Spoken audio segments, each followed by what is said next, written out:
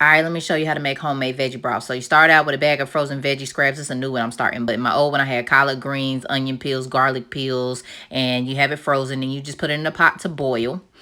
And you season it, which I didn't show all of that here, but I filled it up, filled the pot up, made sure it was covered with water. I had a veggie bouillon seasoning, some onions, onion powder, garlic powder, a little bit Old Bay, salt, pepper. And then once it's done boiling for like 30 minutes to an hour, I go ahead and strain it. So you get you a clear bowl or a tin bowl. Try to stay away from the glass bowl so it don't break because of the temperature rising. And then I got my strainer or my colander and I just drain all of that goodness into the bowl. Now, what I could have done here, since that was the last of it and I let it all fall into the bowl, was get a spoon and press all that juice out. But I didn't.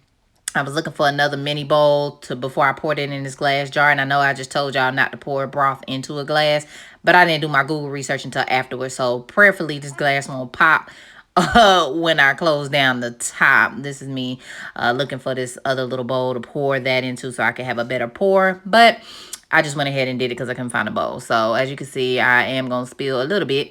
But I poured it in this glass jar. You could use, I guess, you could let it cool down before you transfer it so that you don't melt your plastic or break your glass, depending on what you're putting it into. But I got these, I can't remember what this is, a liter, a quart, or whatever size this is, from Dollar General for like $5. And I didn't know if I should close the top or not because I was like, what if this pressure make this thing buzz?